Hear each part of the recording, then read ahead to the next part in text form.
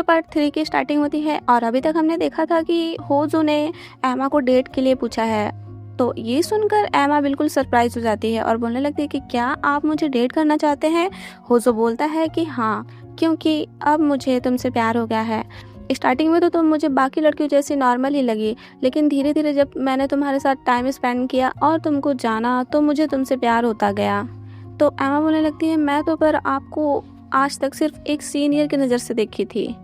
होजो बोलता कोई बात नहीं, एक बार तो मुझे डेट कर कर तो देखो, मैं तुम्हारे अंदर अपने लिए सेम फीलिंग्स लाने का ट्राई करूँगा।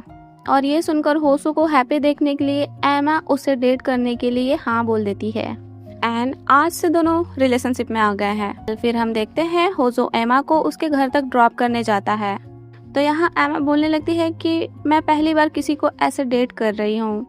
एमा का ये बात सुनकर होजो उसके क्लोज जाने लगता है और उसे किस करने का ट्राई करता है, लेकिन जैसे ही होजो को ऐसे देखती है एमा अपना आईज क्लोज कर लेती है और होजो सिर्फ उसके चिक्स पर किस करता है, जिससे एमा तो बिल्कुल शॉक हो जाती है एंड उसका हार्ट बीट बिल्कुल फास्ट हो जाता है और वो नर्वस होकर बिल्कुल वहाँ से जाने लगती है। और होजो ये बात समझ जाता है तो वो उसे रोककर उसे कंफर्ट करने लगता है।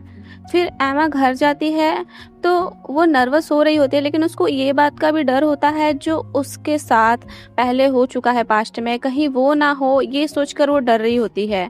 लेकिन फिर वो होजो का केयर सोचती है कि होजो मेरा कितना केयर करते हैं, ये सब सोचकर उसको थोड़ा अच्छा लगता है। इधर होजो को देखते हैं जो वही बार में होता है और अपने फ्रेंड कैरा को अपना ब्रांडेड वॉच दे रहा होता है और बोल रहा होता है कि मैं ये बैटल हार गया, तुम जीत गए, क्योंकि अब मैं उस लड़की को फंसाना नहीं चाहता हूँ अपने जाल में, अब मैं उस लड़की को प्यार करना चाहता हूँ, मैं अब उसका वैल्यू समझ गया हूँ। लेकिन होजो का फ्रेंड कैरा भी वो वॉच नहीं लेता है और बोलने लगता है कि तुम अपने पास रखे रहो, मुझे भी नहीं चाहिए और मेरे भी लाइफ में अब वो लड़की आ गई है जिससे मैं प्यार करता था, लेकिन मैंने उसके साथ बहुत गलत किया है पास्ट में, तो मुझे उस बात का बहुत ही ज़्यादा रिग्रेट है और अब मैं सिर्फ उससे सॉरी बोलना चाहता हूँ और उससे अच्छे से बात करना चाहता हूँ और अब से मैंने भी ये सब छोड़ दिया, अब से मैं भी लड़कियों के पीछे नहीं भागूंगा। और बोलने लगता है कि पास्ट में मैंने उसे बहुत ज़्यादा ही हर्ट किया है और हमें दिखाया जाता है कि कैसे वो एमा से फोर्स कर रहा होता है, लेकिन एमा उसे थप्पड़ मार देती है और उसी टाइम से इन दोनों का ब्रेकअप हो जाता है और वही चीज़ आज वो याद कर रहा होता है और इसी चीज़ का आज तक इसे रिग्रेट है।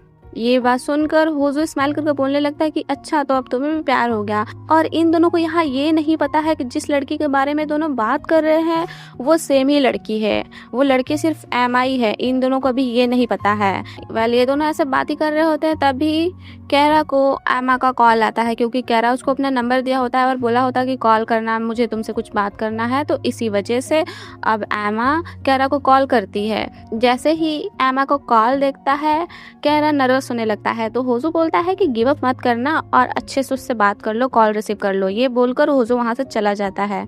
फिर कैरा एमा से बात करने लगता है और उससे बस सॉरी बोल रहा होता है कि मैंने जो भी पास्ट में किया उसके लिए मुझे माफ़ कर दो, मुझे आज तक उसका रिग्रेट होता है कि मैंने ऐसा क्यों किया। एमा बोलने लगती है कि कोई बात नहीं, मैं तो आपको कब का ही माफ़ कर दी हूँ और अब मैं बिल्कुल ठीक हूँ, तो आप इतना ज़्यादा टेंशन मत लीजिए। और एमा बोलने लगती है कि आप तो अब एक एक्टर बन गए हो। तो कैरा बोलता है तुम भी तो एक्ट्रेस बन गई हो ना, और बोलता है कि काश हम दोनों एक अच्छे से मूवी में एक साथ काम करें। एमा बोलती है कि हाँ। फिर दोनों एक दूसरे को गुड नाइट बोलकर कॉल कट कर देते हैं और तभी वहाँ होसो भी आ जाता है। होसो को देखकर कैरा हैप्पी होने लगता है और बोलने लगता है इतने टाइम बाद इससे इतना अच्छे से बात कर कर मुझे आज रियलाइज हो रहा है कि मेरे अंदर इस लड़की के लिए अभी तक फीलिंग्स है और मैं इससे बहुत ही ज़्यादा प्यार करता हूँ। और ये सब बात कैरा का सुनकर होसो भी हंस रहा होता है। इधर ग्रुप लीडर को देखते हैं जो बड़ों लोग के साथ सोती है, वो अब ग्रुप से निकाल दी गई होती है, तो जिस वजह से वो अब अपना जॉब कर रही होती है और वहाँ वो दो लड़कियों को बात करते हुए सुनती है और वो लड़कियाँ होजो के बारे में बात कर रही होती है कि होजो इतना बड़ा एक्टर है लेकिन वो एक नंबर का प्ले बॉय है जो लड़कियों को बस फंसाता रहता है एंड उनका यूज कर कर उन्हें छोड़ देता है रोते हुए।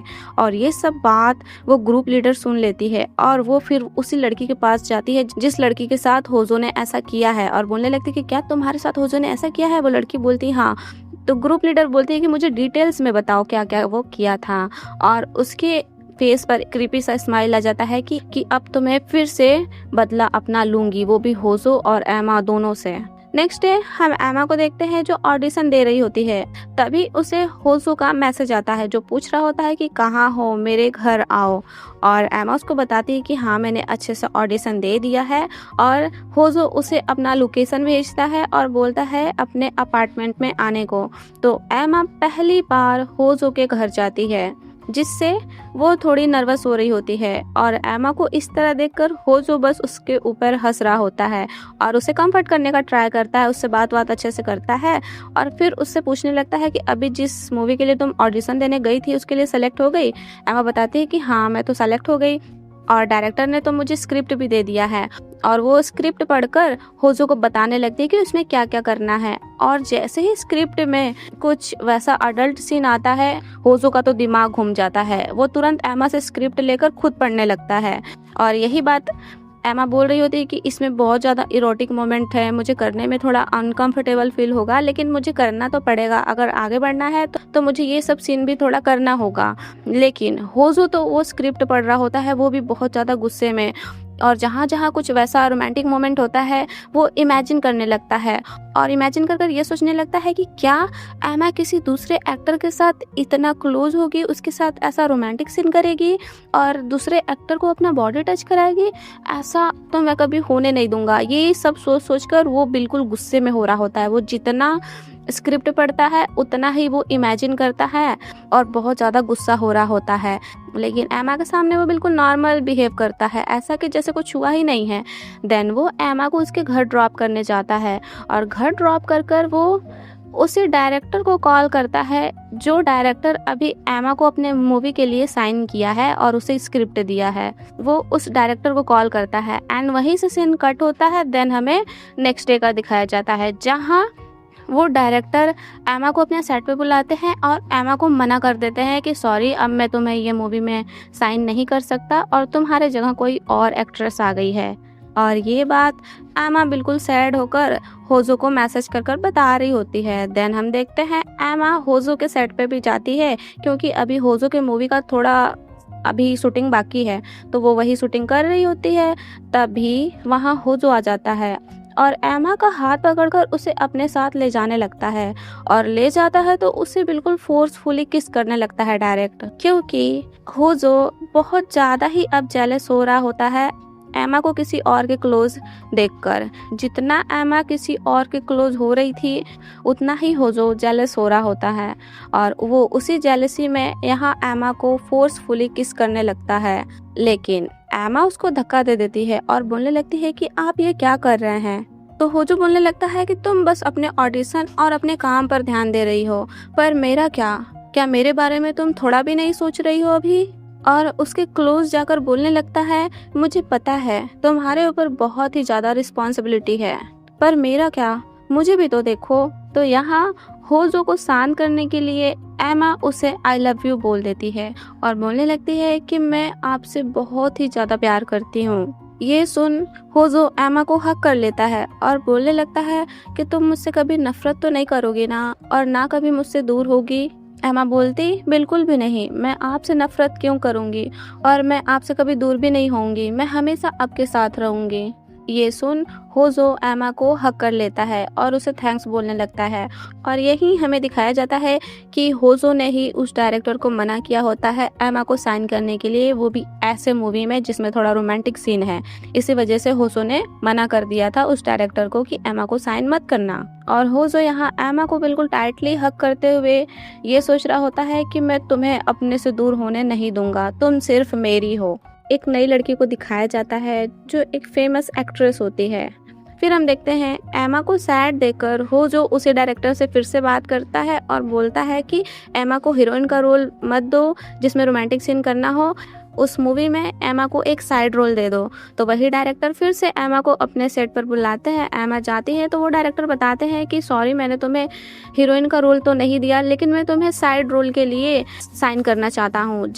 और साइड रोल के लिए भी एमा बहुत ज़्यादा हैप्पी हो जाती है और वो तुरंत हाँ बोल देती है। और फिर वो होजो को मैसेज करके बिल्कुल हैप्पी होकर बताने लगती है कि मुझे उसी मूवी में साइड रोल के लिए साइन कर लिया गया है।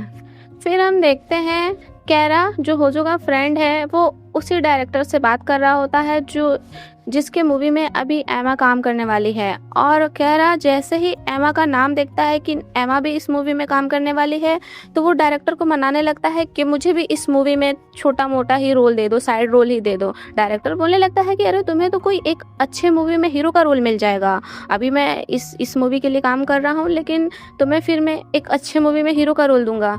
कैरा बोलता है कि जब देना होगा तो देना, लेकिन अभी मुझे इस मूवी में कोई साइड रोल दे दो क्योंकि इस मूवी में मैं रहना चाहता हूँ। और वो इस मूवी में ऐसे साइड रोल क्यों मांग रहा होता है पता है? ताकि वो एमा के साथ यहाँ टाइम स्पेंड कर सके और एमा के साथ वो रह पाए। इस वजह से वो इस मूवी में साइड रोल के लिए मांग रहा होता है काम। नेक्स्ट डे एमा शूटिंग के लिए आ रही होती है तो रास्ते में उसे होसो का कॉल आता है जो बोल रहा होता है कि कहाँ हो तुम। तो एमा उसे बताती है कि जा रही हूँ सेट पर। तो होजो उससे बात करने लगता है और बोलने लगता है कि मुझे टाइम टू टाइम अपडेट देती रहना कि क्या कर रही हो, किसके साथ हो। एमा बोलती हाँ। और जैसे ही वो सेट पर पहुंचती है तो वो कैरा को देखकर शॉक हो जाती है कि आप भी इसी मूवी में काम कर रहे हो। कैरा बोलने लगता है हाँ, और वो थोड़ा स्माइल करने लगता है क्योंकि वो तो जान रहा है कि मैं खुद से एमा की वजह से इस मूवी में आया हूँ। फिर सारे लोग एक साथ मीटिंग कर रहे होते हैं और वहीं हमें इस मूवी की हीरोइन को भी दिखाया जाता है जिसका नाम रिन होता है। और वो एमा को देखकर उसका तारीफ करने लगती है कि तुम इतनी ज़्यादा क्यूट हो, फिर भी तुम्हारी जगह पर मुझे लिया गया, इस बात पर मुझे यकीन नहीं हो रहा है। और वो एमा का बस तारीफ पे तारीफ की जा रही थी। तो कैरा उसे बोलता है कि संभल कर, कहीं वो तुमसे डरने ना लगे। और फिर वो एमा के साथ ड्रिंक भी करने को बोलती है। प्रोड्यूसर, एमा एंड कैरा और रिन सारे लोग ड्रिंक करने के लिए जाते हैं और वहाँ एमा को बार बार होसो का कॉल आ रहा होता है, लेकिन सारे लोग के साथ होने पर एमा कॉल रिसीव जल्दी नहीं कर रही थी। लेकिन बहुत ज़्यादा ही कॉल आने पर एमा साइड में जाकर कॉल रिसीव करती है और होसो उससे गुस्से में पूछने लगता है कि तुम कहाँ हो और कॉल रिसीव क्यों नहीं कर रही थी। तो एमा बताती है कि सेटअप के बाद हम लोग अभी यहाँ ड्रिंक करने आए हैं सारे लोग। होसो बोलता है कि तुमने मुझे बताया क्यों नहीं जाने से पहले? मैंने तुम्हें बोला था ना कि मुझे बता देना, तुम वहाँ जाते ही मुझे भूल गई हो क्या? एमा बोलती नहीं, ऐसा नहीं है, बस मुझे टाइम नहीं मिला बताने का। ये सुन होजो बोलता कि अभी तुम तुरंत वहाँ से आओ। एमा बोलने लगती है अरे समझो प्लीज, मैं यहाँ नहीं हूँ। होजो बोलता है कि ठीक है, तुम मुझे उस शॉप का नाम बताओ, मैं खुद तुम्हें लेने आ रहा हूँ वहाँ। ये बात सुन एमा बिल्कुल सैड हो जाती है और जाती है सारे लोग के पास और बोलने लगती है कि अब मुझे जाना होगा। और वो वहाँ से बाहर आती है तो देखती है कि होजो आ चुका है और वो अपने कार में बैठा होता है। और एमा भी जाती है तो देखती है होजो बिल्कुल गुस्से में होता है। वो एमा की तरफ देखता भी नहीं है और ना एमा से बात करता है। वो बस अपना कार स्टार्ट करता है और वहाँ से लेकर एमा को चला जाता है। फिर कुछ टाइम बाद होजो बोलने लगता है कि तुम मेरी फीलिंग्स क्यों नहीं समझ रही हो? मैं दूर रहने पर भी सिर्फ तुम्हें ही याद करता हूँ, वो भी बिल्कुल पागलों के जैसा, और तुम मेरे बारे में एक भी बार नहीं सोचती। और ये सब बोलकर होजो सैड सा फेस बना लेता है बिल्कुल। तो उसको इस तरह सैड देखकर एमा बोलने लगती है कि प्लीज़ मुझे माफ़ कर दीजिए, मैं नेक्स्ट टाइम से ध्यान दूंगी। ये सुनकर होजो फिर शांत हो जाता है और बोलने लगता है कि मैं तुम्हारा बहुत ज़्यादा फिक्र करता हूँ एमा, इसी वजह से मैं इतना ज़्यादा गुस्सा हो जाता हूँ, तो प्लीज़ मुझे समझो और मेरे ऐसे बिहेवियर के लिए मुझे माफ़ कर दो। फिर होसो पूछने लगता है कि वहाँ कौन कौन था जिनके साथ अभी तुम ड्रिंक कर रही थी। एमा बताने लगती है कि वो जो रिन एक्ट्रेस है वो थी। तो होसो बोलता है हाँ, उसे तो मैं जानता हूँ। और फिर एमा बताती है कि डायरेक्टर थे और वो यहाँ कैरा का नाम नहीं लेती है, वो बस बोल देती है कि वहाँ एक और लड़का भी था जो उस मूवी में काम कर रहा है। एमा यहाँ कैरा के बारे में इसलिए नहीं बताती है क्योंकि उसको ये था कि अगर होजो को पता चलेगा कि मैं उसी लड़के के साथ अभी काम कर रही जो मेरा हाई स्कूल में क्रश था तो ये और ज़्यादा गुस्सा होंगे। इसी डर से एमा कैरा के बारे में होजो से नहीं बताती और वो झूठ बोल देती है कि एक और लड़का है। फिर होजो एमा को उसके घर तक ड्रॉप करता है और उसे अपने अपार्टमेंट का की देता है और बोलता है जब तुम्हारा मन करे तब तुम वहाँ आ सकती हो।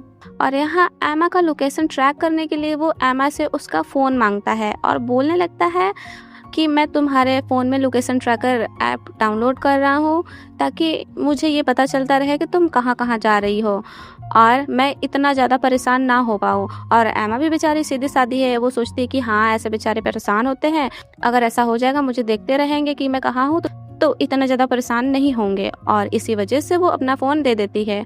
और फिर हो जो उसके फ़ोन में लोकेशन ट्रैक ऐप डाउनलोड कर लेता है ताकि वो हमेशा उसका लोकेशन चेक करता रहे कि एमा कहाँ है। और यहाँ हो जो एमा को ध्यान से देख रहा होता है और उसे देखते देखते किस भी कर लेता है और उसे आई लव यू बोलता है। एमा भी उसे बोलती है और होजो तब तक वहाँ से नहीं जाता जब तक एमा अपने घर के अंदर नहीं चली जाती। फिर होजो भी अपने कार में जाता है और बैठकर बोलने लगता है कि मैं इसे कभी खुद से दूर नहीं होने दूंगा जब तक मेरा लाइफ है। वेल नेक्स्ट डे एमा और कैरा दोनों का साथ में सीन चल रहा होता है, शूटिंग कर रहे होते हैं और यहाँ ऐसे वो लोग शूटिंग करते करते थोड़ा अच्छे फ्रेंड्स बन गए होते हैं।